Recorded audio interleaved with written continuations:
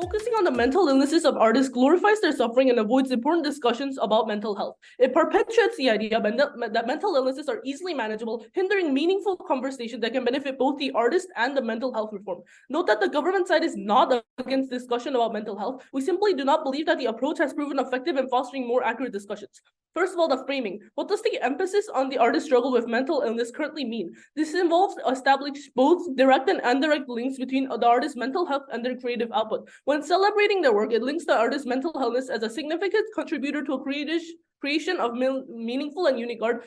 For example, movies about Van Gogh's bipolarism, documentaries about artist depressions. And on both sides, the general public or viewers will not be aware of the complexities and nuances of mental health. While there may be an additional interest surrounding mental health, the average viewer is not going to take into consideration different accounts and factors of the mental illness. The upside, therefore, has a burden to explain why the interest and discussion through the method will be the one that is holistic and accurate. Reasons why nuanced and accurate mental health conversations are unlikely. One, the artists are famous primarily for the artwork, not their mental health. It is easier to stick to stereotypes and conventional approaches to mental health. And three, external entities such as the media would emphasize the more attractive versions of mental health.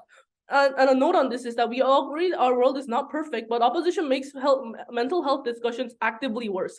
The metric on this debate is singular as positive, and deeper mental health reform is something that both sides should strive for. Moving on to my first argument, we emphasize the role of mental illness in celebrating the artwork, leading to the glorification of mental illness on the opposition side. The premise of this is that we have already proven our frame why only the positive outcomes of mental illnesses will be included in the discussions. The mechanization. Why is the form of glorification likely to be harmful? Misrepresentation will be actively done. Society will romanticize suffering and mental illness as a source of strength and creativity, which directly contradicts the years of progress we have made in creating treatment policies. It minimizes the struggle and suffering of those who cannot mitigate the impacts of their mental illness, as society gaslights them into thinking that it's a gift instead of a burden that it is. Society expects individuals to live up to the legacies of these artists, as the narrative on opposition directly correlates success with mental illnesses.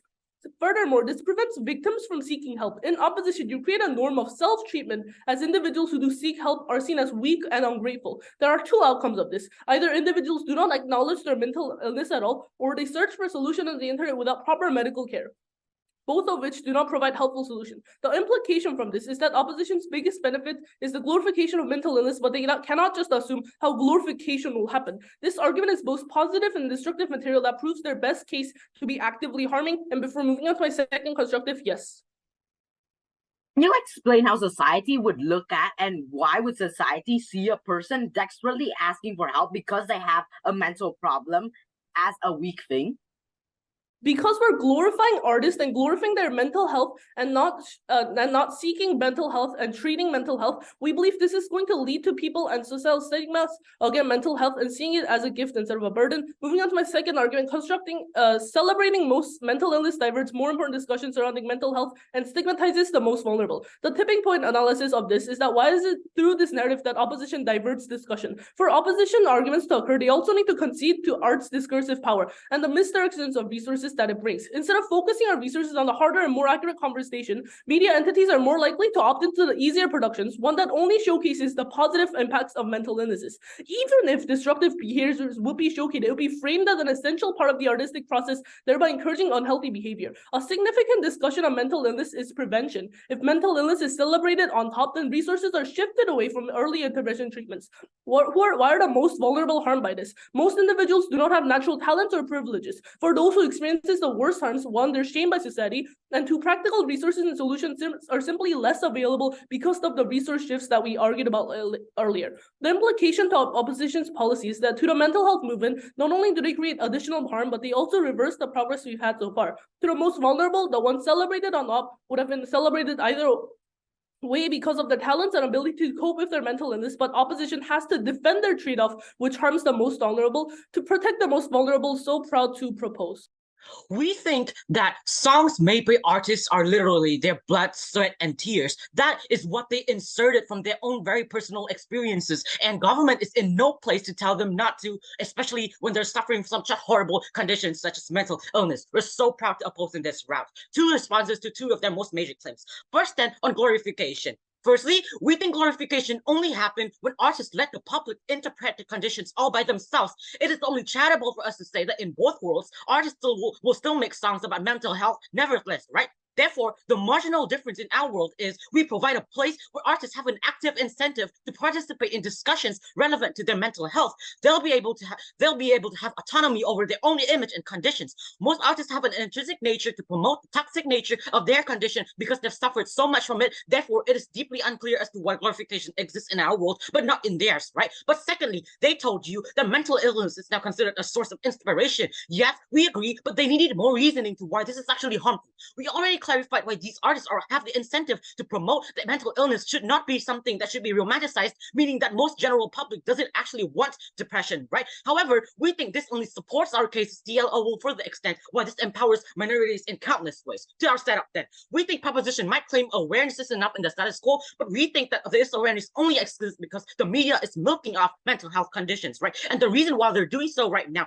is because of these artists being pop sensation. It's because of them, like promoting their own conditions to relate to their audience, right? Our stance twofold then. First, we support a world in which artists can emphasize their mental struggles through celebrating and promoting their music at will, i.e., no matter how harmful it may be, it is their choice to make, and even if that comes at the cost of their career and well-being. But secondly, that is to say, each artist has the autonomy as to how much they share with the media. Therefore, opposition government can not just claim that these artists are going to feel uncomfortable when the whole world discusses their mental condition, right? And celebrating here can be interpreted in two ways. First, it isn't inherently equivalent to qualification, like I've already said, but B, more likely, it looks like discussions, praisings, etc. that take place between the fans and the artists that consequently lead to sympathy, understanding, etc. First claim then on representation and awareness, right?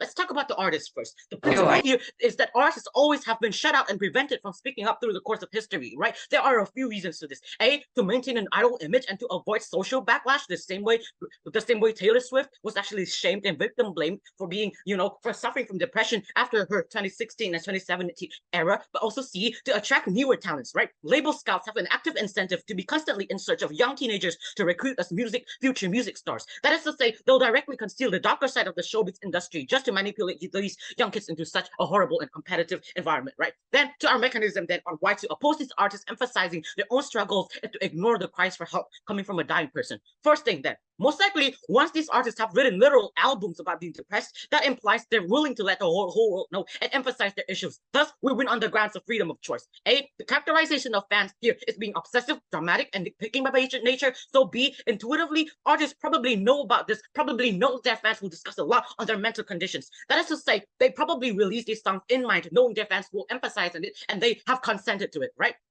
Secondly, then, only when these artists emphasize on their struggles will they be able to have control over it. How does this happen?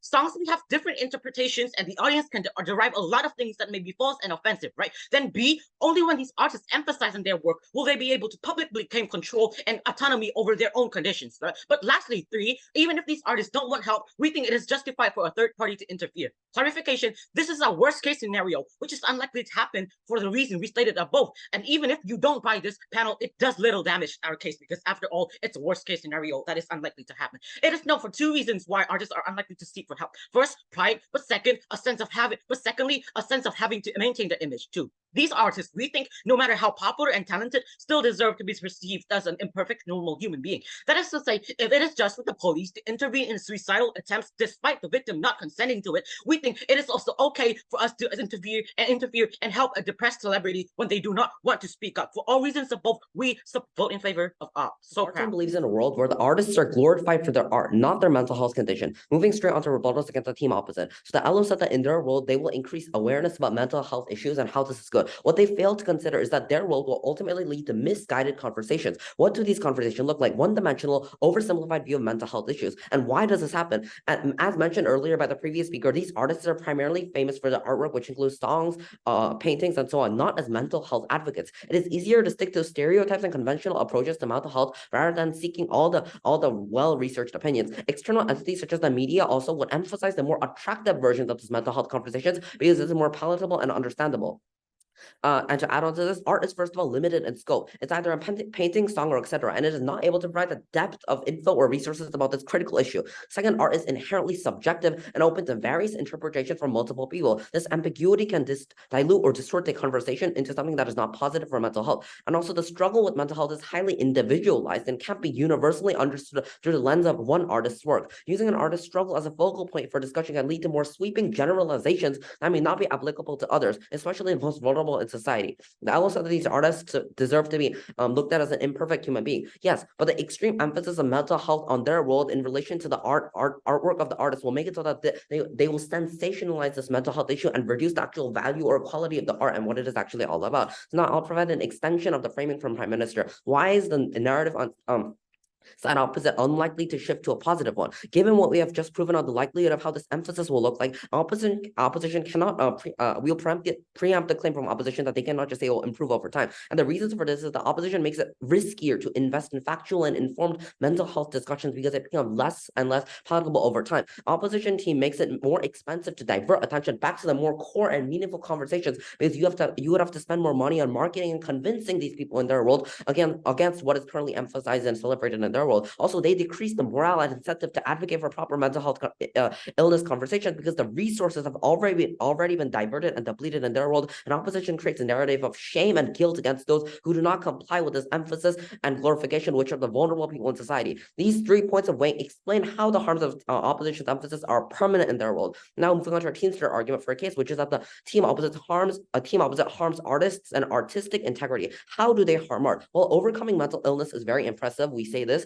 It is art skills, creativity, hard work that makes them great artists, not their mental health condition. Artistic integrity is a reflection of the hard work and hours dedicated by an artist to create quality work. Ignoring the fact that their hard work is to be a talented artist is ignoring their artistic identity. And why is the discussion of mental health likely to overpower discussion on artistic integrity? First of all, people are attracted and interested in human struggles, the bad parts, and this can lead to an imbalanced portrayal. As an extension, media companies and museums and etc., all these sensationalized institutions highlight the mental health struggle to attract customers. Therefore, the essence of art in that actual art is not respected in the team opposites world. And as a result, there's no room for discussion regarding artistic integrity and skill, or it is drowned out completely on their side. By focusing on an artist's struggle with mental illness, they risk reducing their art products to be of mental health and not their actual artistic skills. And how does their case harm the artist? When the narrative around an artist's work emphasizes their mental illness instead of their actual skills, it thrusts their personal struggles into the public arena. It is much worse. It is much worse the popular they are as they gain celebrity status for this mental health condition. What's the harm of this? It encourages invasive curiosity. Fans and critics alike dig into the most private corners of the artist's life for clues or insight into their work. And why is this bad? Opening up to the public about your mental health issues doesn't mean that you consent to your entire life being dissected by some public people. Some mental health issues are also born out of traumatic experiences like sexual harassment or abuse that the artist may not be willing to share. And there's also no control over how the public will react to this information. And the public is generally very bad at handling mental health discussions because of stigma, gossip, and sensationalism. They can criticize the artist's experiences, question whether or not they're real, use their mental health issues as ammunition to discriminate against them. It violates privacy and respect of the artist, and they have multiple harms. And in relation to the critical issue of positive mental health report in society, the team opposite has literally nothing to say. And for all these reasons, I'm so very proud to propose. Thank you. Notice one of their main points that proposition tries to bring up is simply a what if. What if these fans find out all about this? What if everything happened the way they wanted, right? Knowing the fact this is a very big and fatal mistake, which would be detrimental to their case later on in this debate, right? But firstly, right, let's go into some main contentions. And one of their main points was that these people would more likely going to put emphasis on attractive parts of mental illness. For example, they want to put parts, for example, of parts of mental illness that are somewhat good or somewhat attractive, right? Now, knowing the fact it's the 21st century, right? Knowing the fact, I think it's inherent that most people in society know that, for example, mental illness is something bad, right? It is something detrimental, and therefore, for example, more likely than not, when these artists would, for example, produce songs talking about their mental illness, talking about their mental well-being, more likely than not, they're going to care about, for example, the artist's state, right? For example, how bad the mental illness might be, right? How detrimental it might affect your artist's lives, right? We don't see how these people would just care about how attractive or the more attractive parts of mental illness, right? More likely than not, they would care, for example, about the detrimental parts, right? About how the artist is deeply affected by this mental illness, right? Knowing the fact that we don't really see any other mechanism as to why they would try to talk about how these people would really just care about attractive parts of mental illness, right? But secondly, right, let's go on to the second point, right, which is that these artists, for example, their work and their art would be discredited, right? That is to say that the only thing that these people are going to be cared for and the only thing that these people are going to be known for is their art, right? But knowing the fact that these people know about this, right? Knowing the fact these artists decide and these artists make sure that, for example, what parts of their mental illness they get, right? That is to say that these artists that have mental illnesses can decide whether, for example, how much of their mental illness they want to give out, right? And they already know that, for example, some part of their art will going to be, for example, forgotten, or some part of their art might be, for example, disappear and might not be as valuable, might not be as considered as, for example, their mental illness, right? They already know this, therefore that is the reason why, for example, they made this choice in the first place, right? But before I go on, I'd like to take a point. So how can you guarantee that people in your world who consume the artist's art don't sensationalize it and therefore cause all the harms entailed with it? Kind of knowing the fact that more likely than not, intuitively, if you see your favorite artist literally struggling out there with a mental illness, you're not going to sensationalize it as something that's fun, something that's cool, and something that's going to be enjoyable, right? Knowing the fact that in the current status quo, people know a painful mental illness, people know how detrimental mental illness can be, right? Knowing the fact that it's intrinsic nature that, for example, sympathization, right? That you sympathize with the artist instead of literally sensationalizing someone that's literally being in pain, right? We don't see how this makes sense intuitively and even with their mechanism, right? But continuing on to some of our main responses, right? Going on, right? We don't see, more than the fact these artists already know that some part of their work is going to be gone, right? And they still took trade-off, right? Which means that this, for example, by delivering their mental illness, by, for example, expressing their mental illness, there's a reward waiting for them, right? That is to say that the only reason why these mental illness or the artists that have mental illnesses would do this is because, for example, they desperately need it, right? It's because there's a reward so big waiting behind them when they deliver this work of art that, for example, they needed to do this, right? Even though it might, for example, make some of their works of art really not as valued, right? Going on, right? Let's go on to our main argument in this debate, right? That is about audience, right? How would the audience feel about this, right? Knowing the fact these audiences, for example, most notably these minorities, right? The minorities that they have been trying to protect from the start and from the get-go, right? Why does our side protect these minorities, right? Because when these minorities see that their favorite artists can overcome these mental illnesses, that they can, for example, become a greater person, that these mental illnesses aren't that detrimental, that they can recover through it, through, for example, professional help, through songs, through all these kinds of treatments, we tell you that these people become motivated, right? They become empowered, right? Now they see mental illness as something that they can get through, right? It's an obstacle that can be passed, and this empowers these very, very weak minorities, right? Panel, you vote for opposition because we protect these minorities and we empower them with the hope that they can surpass one of the most detrimental things to their life, mental illness, side for opposition. So this debate can be interpreted by two main clashes. First, how this will be interpreted by the public and how it will generally affect them. And second, how this will affect the artist, how this will deliver the artist's perspective and the artist's perspective as a whole. Now moving on to our first clash, the interpretation of the artwork and how it's going to have an impact on the general perception of mental illnesses. This debate must be analyzed in two methods, and as mentioned, the first is how this will impact society as a whole. So to start with our first class, we much about how it will be interpreted. Both sides must agree upon the fact that artists' inner feelings are often expressed in the art. This is what both sides said. There's no argument on this. Thus, what is happening on their side is that on the opposition, people are going to take the art and its meaning, while on our side, we are going to take art as art and mental issues, two separate things. Why is this better than their side? First, we will be mentioning. First, let us go through what their side lacks. The government has again and will continue to tell you that mental health depicted in art is not necessarily the truth. The government will like to ever emphasize that the ability to keep art and mental health problems separate is one of the key issues to keeping the mental health discussion legitimate. Why is this? Society must consider that mental issues are a serious issue that must be treated. However, because art has romanticized this and people are only picking the positive benefits, are only looking at this in admiration that it was created by a person who was mentally unstable, it means that they have effectively romanticized this. It means that people are not now willing to talk about more of the benefits rather than the harms, which are arguably more important of of the mental health. And we think that this, in and of itself, is a harm. Now, why does this affect further? As I will say in my next points, we believe that the artist itself is not trying to sell, that's turning out the public, that their mental health condition is good. No, we think that, as I will be mentioning later on, the artists have their hidden meaning behind this, right? And this meaning was to express their mental illnesses. However, because of how the public takes this, we think that in the end, this is fated to be taken as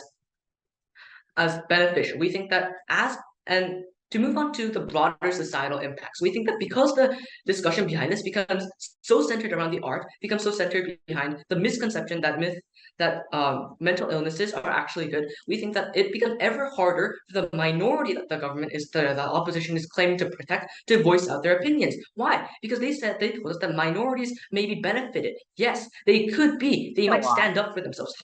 Who is going to receive this information? I'll take that in a while.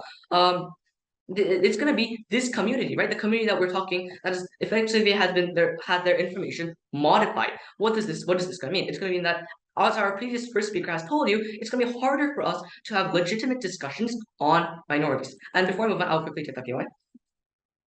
Not on the fact that we flip all your harms, right? You talk all these harms about the artists, right? But not on the fact that these artists in our world would still take this opportunity, right? This means that these artists are extremely desperate, and this is their only opportunity to solve that desperateness. I'll answer that in my second clash. Now, let's move on very quickly to our second clash, the artist perspective. Now, as mentioned, they sent in a POI, kindly sent in a POI. They told us that the artist has a specific meaning that they want to get across. We think that this is true, yes. However, the way that the public is interpreting it is because it's not going to be at what they want. Art is abstract. There are multiple meanings to what it could be. In other words, people can nitpick what they want. They can choose only the beneficial parts, the beautiful parts about art, and then they can say all this. Is this what the author wants? Is this what your side wants? No. The government believes that in the end, this art is not going to be taken as the author wants, even if we say that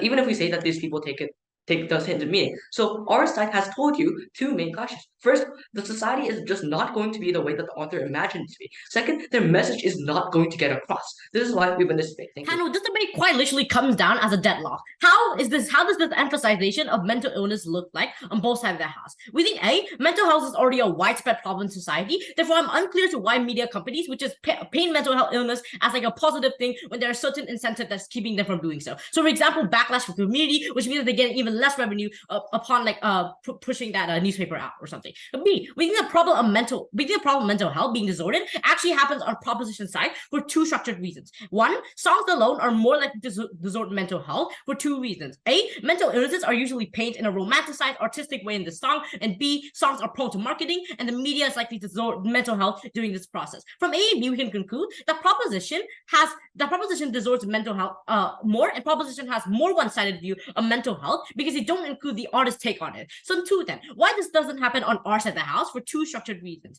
A, when you emphasize an artist's mental health during celebration of their song, it's likely to be separated from that song for two reasons. One, we think the artist is a human with flesh and bone, but secondly, the artist is likely to discuss mental health in a very direct way outside of the song. When there's nothing on the line, for example, money or music ranking, I think the artist is incentivized to go straight forward, for example, not glorifying mental illness. But B, we think that fans reasonably care about their artist. I mean, if your favorite artist is struggling with mental health, you're more likely to care more about mental health as a whole and care more about that artist and take that seriously. A bit of response then.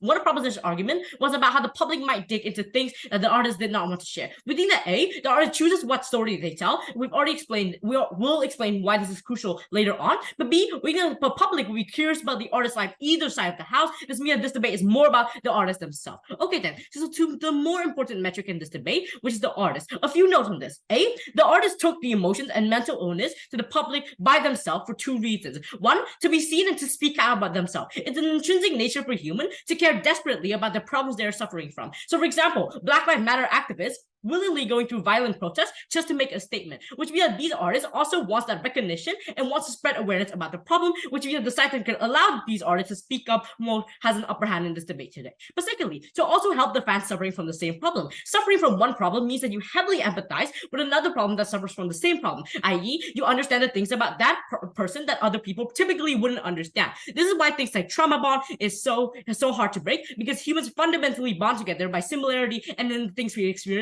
experience together, which is that it matters a lot to these artists if they can help so they're fast. B, the depiction and stories of these artists' mental health are decided by them and no one else, which are extremely important for these stories to spread. Okay then, two things. On government side, they see that artists might feel stressed or triggered when the whole situation comes out to the public. Two things. We already preempted this from the get-go during LLO. If these artists have dropped literal albums about the tales about how about their mental health, they're most likely to be comfortable with it and comfortable about fans asking questions. But if these stories, for example, sexual assault, are so disturbing that and still affect the artist up until today, they're unlikely to have ever published that song in the first place. On opposition, then, we will win this class in a few ways. A, we allow them to have a voice for their mental health. Here are two reasons why general discussion about mental health isn't enough. We need the voice of these artists, and we need to emphasize that during the celebration of this song. Number one, everybody has a different view or story to how they gained that mental illness, so it's important that that artist can speak out about their own story. We think autonomy is also an important thing in the debate, and it's important to this artist themselves. They are recognized for what they have gone through, and they're recognized for their mental illness. But second thing, mental issues can only be popularized when these artists actually touch on it. So for example, multiple fans don't focus on mental health discussion at first when their favorite artist states that they have when they are mentally ill. Obviously, because they care about them, fans actually start to discuss more about mental health, which means then, and ultimately, and this is the thing that decides the win for opposition, is that mental health discussion isn't only less distorted on our side, but it's also viewed more vividly. We win on two clear clash. Number one, mental health distortion is less on our side of the house, and number two, we benefit these artists the most. Two clash conceded by both teams. Proud to oppose. There were two strategic observations I cannot help but make in this round. Firstly, they need to realize that songs about mental illness exist mutually exclusive. That is to say, glorification still probably happens in their world. The tipping point and marginal difference in their world is the artists are discouraged from speaking up and claiming control over their own narrative to correct rumors that may be inaccurate. Therefore, we flipped half of their case. But secondly, artists probably dropped those songs feeling comfortable about the stories behind them, as framed from the very get-go. DPM cannot come to the podium saying that the artist will feel quote-unquote uncomfortable after really releasing a song about that exact same issue that they know will be nitpicked, that they know have a chance at going viral. First clash under this round then. First, do the artists want this, right? Government, what did they tell you? They told you that, quote unquote, the artists may not feel comfortable about their mental health being discussed so widely and possibly romanticized, right? But LO said, we pretty much proved that the fact that these artists released those songs, knowing their fans will go crazy over them, means that they consented to their stories being popularized, right? But B, LO and DLO again emphasized that if romanticization and glorification and inaccurate depictions of mental illness is the crux of this debate, it's pretty clear that we will still win on this ground. Because if you want people to understand accurately what these artists are going through, you must allow these artists to participate in the discussion themselves through interviews, etc.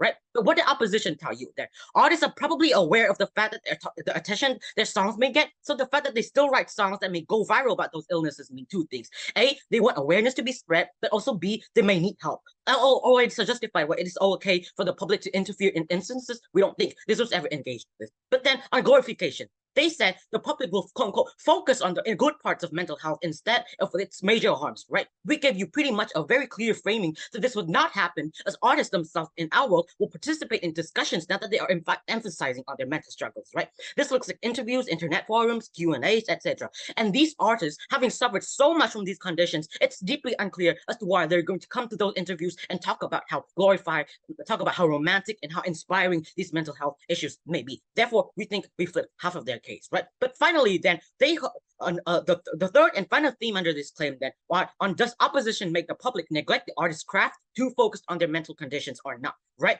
Our government told you people will focus more on the artist's mental illness rather than their songs and crafts, right? But DLO pretty much clarified that in that moment in time, probably that artist is desperate enough to want awareness of their condition over everything else, and the song indeed is just a medium for them to do so. As this is proven to be the artist's wish, we don't think that overlooking the songs and focusing on the mental health issue is anything inherently bad. Note that their final stance is that these messages that these artists try to send will not be understood, which is a major what if here. But even if we were being charitable, most likely than not, these artists understand this, so they would most likely make their message straightforward and easily understandable, since these artists want to spread their message so desperately, right? So at the end of the day, it is deeply unclear how any of the responses that government gave us stood at the end of the day. We're so proud We're so proud to oppose, and we rest our case. Close the debate, let me do 3 things in this speech. 1, framing, 2, weighing, and world comparison. First of all, they never engage about the point about media sensationalization. What this means is that their entire case is not punishable because, as stated before, if media sensationalizes this and sensationalizes the struggle that these artists go through, people will interpret the mental health differently, and as proven before, in a much more stigmatizing way, creating harmful conversations in the world regarding mental health.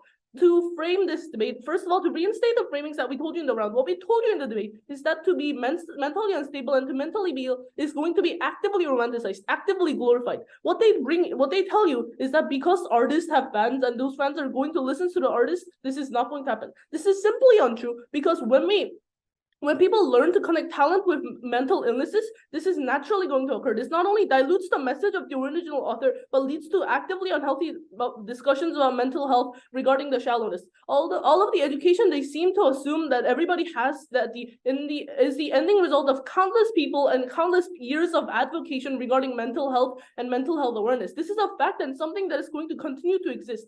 However, if they just decide to glorify mental health as a whole and to romanticize it in the mass media, this is ruining all of the effort, ruining all of the issues that we have brought up and all of the awareness that we have spread. Now, moving on to weighing, the greatest clash that we identified and the greatest deadlock is what kind of discussion is going to occur. What we tell you is that what we tell you should be easy to understand. There's going to be shallow understanding. They tell you no mechanizations except how people are going to be aware somehow. Now, some weigh the issue on whether mental illnesses are going to be glorified or not. What they bring to this issue is how people are so mature and aware of the suffering behind it. What we tell you is that 1, these people actively listen to what the media says, and 2, artists are actively aware of the attention that their songs bring, and they're going to be afraid to speak up about their mental illnesses. What this brings to the impact is that there's going to be active glorification, something that the opposition side has literally no engagement on except some one-liners.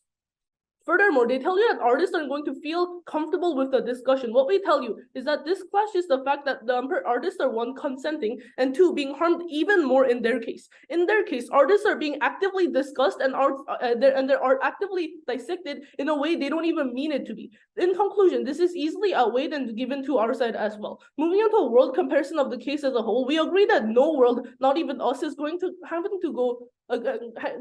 a proper in-depth discussion about mental health. However, the opposition is actively causing shallow, one-dimensional, and harmful discussions about mental health. We at least are going to make sure that sensationalized artists and art are clearly separated from the actual issue of mental health. In relation to the critical issue of positive mental health reform, because their case is based on the best case scenario ever, and they have literally no best case, worst case scenario analysis, whatever, where the artist is direct and the people interpret it correctly, which has proven before is not possible, the team opposite has literally nothing to say, and for all of these reasons, I'm so very proud to propose.